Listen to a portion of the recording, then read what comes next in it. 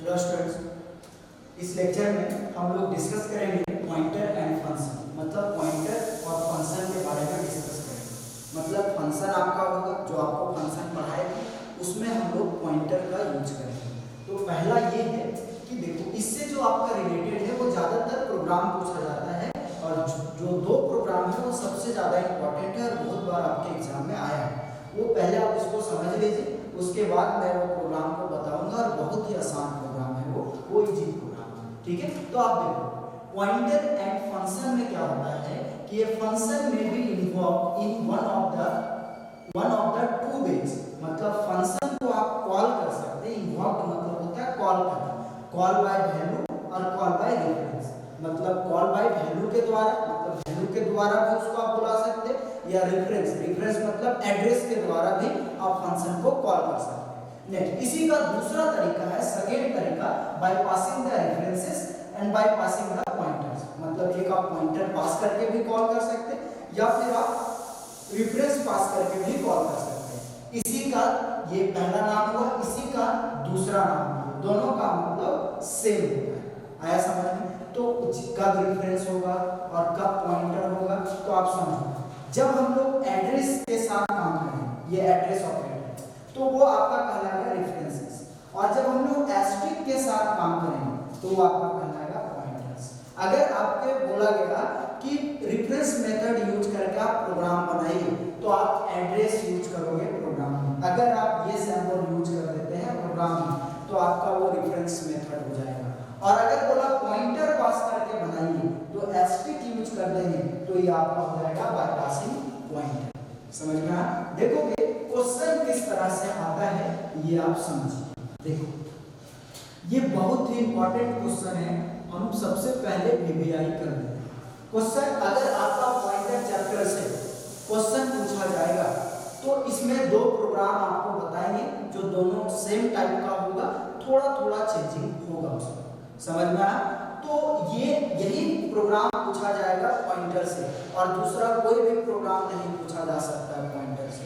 Pointer से जब भी क्वेश्चन आएगा तो यही क्वेश्चन आएगा, और दूसरा क्वेश्चन नहीं आएगा। जब आपका प्रोग्राम पूछा जाएगा तो डेफिनेशन कुछ भी आ सकता है, लेकिन प्रोग्राम जो आएगा यही प्रोग्राम आएगा जो अभी बताया जाएगा। ठीक है, और ये बहुत बार पूछा है। देखिए, ये वीवीआई है, हम लोग इसमें लिखेंगे राइट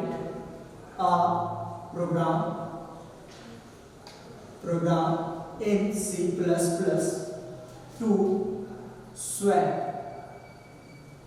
लिखेंगे to swap values of two variables। कितने वेरिएबल्स के वैल्यू को स्वैप करना है? दो वेरिएबल्स वैल्यू को स्वैप करना है। ठीक है, बाय यूजिंग रेफरेंस मेथड। मतलब कौन सा मेथड का यूज करना है? रेफरेंस मेथड का यूज करके हम लोग को एक प्रोग्राम बनाना है। तो सबसे पहले आप क्वेश्चन को समझिए। क्वेश्चन में क्या है? Write a program in C++ to swap values of two variables by using reference method। तो आप सबसे पहले स्वैप का मतलब समझो। तो स्वैप का मतलब होता है एक्सचेंज करना। वैल्यू को क्या कर देना होगा? एक्सचेंज कर देना होगा, मतलब बदल देना होगा। इस तरह जैसे मान लो A का वैल्यू 10 है और B का वैल्यू 20 है। ठीक है, तो A का वैल्यू 20 हो जाना चाहिए और B का वैल्यू 10 हो जाना चाहिए। तो वैल्यू आपका क्या हो जा रहा है? स्वैप हो जा रहा है। तो स्वैप कैसे करेंगे ये समझिए। जैसे मान लो A का एक मेमोरी बनेगा, इसमें 10 वैल्यू रहेगा। एक B के लिए मेमोरी बनेगा, इसमें 20 वैल्यू रहेगा। अब बताओ, आपके पास दो ग्लास है, एक ग्लास में पानी है और एक ग्लास में वाटर है। बोले कि आप उस ग्लास के पानी और वाटर को चेंज कर दो, एक दूसरे में एक्सचेंज कर दीजिए, तो आपका तीसरा ग्लास का रिक्वायरमेंट होगा कि नहीं? तो उसी तरह से हम लोग A में 10 है वैल्यू और B में 20 है वैल्यू, तो इसमें वैल्यू स्वैप करने के लिए हम लोग तीसरा वेरिएबल का यूज करेंगे, जो आपके वैल्यू को क्या करेगा? स्वैप करेगा। तो आप एक T ले लो, टी एक आपका मेमोरी बन जाएगा टी, ठीक है। टी में हम लोग ए के वैल्यू को रख देंगे, तो ए वाला वैल्यू किस में चला जाएगा, टी में चला जाएगा। तो बताओ ए वाला वैल्यू आ गया टी में, मतलब ये वैल्यू जो था वो आ गया किस में, टी में। आया समझ में? उसके बाद ए में हम लोग रख देंगे बी, मतलब बी वाला जो वैल्यू है वो ए में चला जाएगा, मतलब ये वैल्यू ए में चला है, तो इसको छोड़ देगा और क्या स्टोर कर लेगा 20। और बी में हम लोग रख देंगे टी के वैल्यू, तो ये टी वाला वैल्यू किस में आ जाएगा, बी में आ जाएगा, मतलब ये जो टी है ये वाला वैल्यू बी में चला जाएगा, तो बी इसको छोड़ देगा और क्या स्टोर करेगा 10। तो देखो तो एक ए का वैल्यू 20 हुआ और बी का वैल्यू 10 हुआ, ओरिजिनल क्या था 10 20 था, वैल्यू एक्सचेंज हुआ कि नहीं। अगर अभी कोई आपको पूछे ए का वैल्यू कितना है तो आप बताओगे ए इक्वल टू 20 और बी इक्वल टू 10। इस तरह से स्वैपिंग है। स्वैप का मतलब होता है वेरिएबल के वैल्यू को चेंज करना। स्वैपिंग आया समझ में? अब आगे बढ़ेंगे हम लोग क्वेश्चन, आगे क्या पढ़ेंगे, बोला है बाय यूजिंग रेफरेंस मेथड, मतलब एम्परसेंड यूज होगा इसमें। एम्परसेंड मतलब एड्रेस ऑपरेटर यूज होगा। तो अब हम लोग इसके प्रोग्राम को डिजाइन करेंगे और बनाएंगे किस तरह से वो आप समझें। जैसे आपने लिया हैश इंक्लूड, आप लिखोगे, इसको अच्छे से समझिएगा। Hash include IO string dot, ये हम लोग लिखे। अगला हैश इंक्लूड कोनियो डॉट, ये लिखिए। नेक्स्ट void मेन फंक्शन करली ब्रेसेस ऑन। अब आप यहाँ पे देखो इंट a इक्वल टू हम लोग लिए 7 और b इक्वल टू लिए 8, ये ले लिए, और एक t लेंगे जो स्वैपिंग होगा और t में हम लोग स्टोर करके रखेंगे। अब यहाँ पर आप क्लियर स्क्रीन यूज कर लो, CLR फंक्शन, चलो ये यूज कर लो। अब आप क्या करो, ओरिजिनल वैल्यू डिस्प्ले करवा COT। अच्छा, इसमें तो हम लोग फंक्शन का यूज किए ही। सबसे पहले आप स्वैप नाम का एक फंक्शन बना लो, उसके बाद क्योंकि हम लोग पढ़ रहे हैं पॉइंटर एंड फंक्शन, तो इसको आप देख लो। पहले हम लोग क्या बना लें, एक स्वैप नाम का void स्वैप नाम का हम लोग एक फंक्शन बना लेंगे और इसमें दो आर्गुमेंट पास करेंगे, int ampersand comma int ampersand. Reference बोला है इसलिए एड्रेस पास करेंगे और इसको सेमीकोलन दे दीजिए, इसका बॉडी हम लोग बाद में बनाएंगे, ठीक है। अब आप यहाँ पे देखोगे क्या, अब हम लोग यूज करेंगे void main फंक्शन, समझ में आ रहा है? void main यूज करेंगे, करली ब्रेसेस ऑन, और यहाँ पर हम लोग लिखेंगे int a equal to 7 b equal to 8 और एक लिख लेंगे t, और क्लियर स्क्रीन का यूज करेंगे CLR।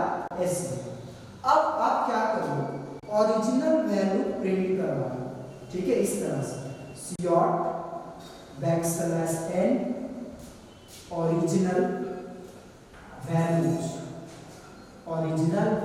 बैकस्लैश नहीं भी दोगे चलेगा, वैल्यूज डबल कोट सेमीकोलन, और यहाँ पर हम लोग लिखेंगे COT backslash n a equal to a का वैल्यू प्रिंट करवा लेंगे, उसके बाद लिखेंगे COT backslash n b equal to b का वैल्यू प्रिंट करवा लेंगे। अब ये ओरिजिनल वैल्यू प्रिंट कर लिया, उसके बाद हम लोग स्वैप को कॉल करेंगे और इसमें ये दोनों आर्गुमेंट के रूप में पास करेंगे, एज ए आर्गुमेंट पास करेंगे। अब ये फंक्शन कॉल हुआ, सेमीकोलन दे, उसके बाद आप स्वैप वैल्यू को डिस्प्ले करवाओ। स्वैप कॉल करने के बाद हम लोग स्वैप वैल्यू को प्रिंट करवाएंगे, तो बैकस्लैश n और लिखोगे क्या, स्वैप्ड वैल्यूज जो भी आपका होगा वो, और यहाँ पर हम लोग लिखेंगे COT backslash n a equal to a को प्रिंट करवा दीजिए और COT backslash n b equal to b को आप प्रिंट करा दीजिए। ये दोनों प्रिंट हो गया, और लास्ट में आप लिखोगे क्या, गेट ch, देन ये फंक्शन क्लोज। अभी नहीं बना, इसका बॉडी हम लोगों ने नहीं बनाया, तो अब इसका हम लोग बॉडी बनाएंगे। तो देखो यहाँ पर हम लोग क्या लिखेंगे, ये लिखेंगे void स्वैप का ही ना बनाए हैं, और इसमें लिखेंगे int ampersand x comma int ampersand y, ये हम लोग लिखेंगे, ठीक है, कर्ली ब्रेसेस ऑन।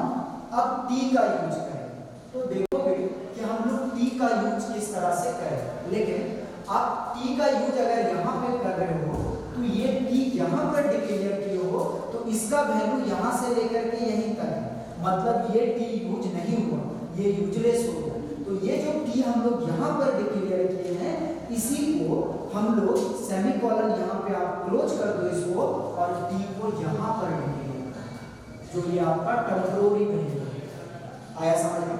अब हम लोग क्या करेंगे, t में हम लोग x के वैल्यू को रख देंगे, ठीक है, और x में हम लोग y को रख देंगे, किसको रख देंगे, y, और y में हम लोग t को रख देंगे। अभी हम लोग ऐसा ही चेंज कर रहे थे, और ये हम लोग क्लोज कर रहे। अब तो ये हम लोगों ने प्रोग्राम डिजाइन कर लिया, लेकिन बहुत सारे लोगों को ये मेमोरी रिप्रेजेंटेशन नहीं समझ में आता है कि हम लोग वैल्यू को किस तरह से स्वैप करें। तो सबसे पहले आप समझो, यहाँ पर आपको हम मेमोरी रिप्रेजेंटेशन दिखा रहे हैं, ठीक है, मेमोरी के बारे में समझिए। देखो आप जब भी प्रोग्राम को रन करवाओगे तो आपका यहाँ से मेन फंक्शन से रन करेगा, तो आपको एक रेफरेंस वेरिएबल पढ़ाएगा, रेफरेंस वेरिएबल का यूज यहाँ पे होगा, ठीक है। रेफरेंस वेरिएबल में आपको क्या बताया थे कि एक ही मेमोरी का दो नाम देंगे, एक जिसको आप बोलोगे एलियास नेम, समझ में आ रहा है, जिसको क्या बोला जाएगा, एलियास नेम, जो होता है अल्टरनेटिव नेम, टेम्पररी नाम होता है। जैसे ए आपका मेमोरी है, वो ओरिजिनल नाम हुआ, उसी का एक और नाम दे दो, उसी को हम लोग बोलते हैं रेफरेंस वेरिएबल। अभी उसी का यूज करेंगे। देखो ये आपका प्रोग्राम व्हाइट मेन से रन करेगा, curly braces on int a equal to 7, a का वैल्यू 7, तो पहले a के लिए मेमोरी बन जाएगा, a का एक मेमोरी बनेगा a का, और इसमें वैल्यू कितना हो जाएगा, 7 रख दी। उसके बाद एक मेमोरी आपका बनेगा b के लिए, इसमें आपका वैल्यू रहेगा कितना, 8। ये हम लोगों ने वैल्यू रखने के बाद आपका कंप्यूटर स्क्रीन क्या हो जाएगा, क्लियर। मान लो कि इधर आपका कंप्यूटर स्क्रीन है, ये आपका कंप्यूटर स्क्रीन है। अब आप इसको समझो, ये क्लियर स्क्रीन कर देगा, कुछ भी लिखा हुआ है कि आपका स्क्रीन फ्रेश हो जाएगा। सीऑट आपको पता है कि जो सीऑट में लिखा हुआ रहता है वो स्क्रीन पे डिस्प्ले करता है। बैकस्लैश लाइन चेंज करेगा, और ओरिजिनल वैल्यूज क्या प्रिंट करेगा, ओरिजिनल वैल्यूज ये प्रिंट कर देगा, ये लाइन आपका काम करेगा। अभी तक तो सिंपल एग्जीक्यूशन बना। उसके बाद ये वाला लाइन रन करेगा, तो बैकस्लैश a इक्वल टू क्या प्रिंट करवाएंगे, a इक्वल टू a का वैल्यू प्रिंट करेगा, a का वैल्यू कितना है, 7, तो आपके कंप्यूटर स्क्रीन पे प्रिंट कर देगा 7।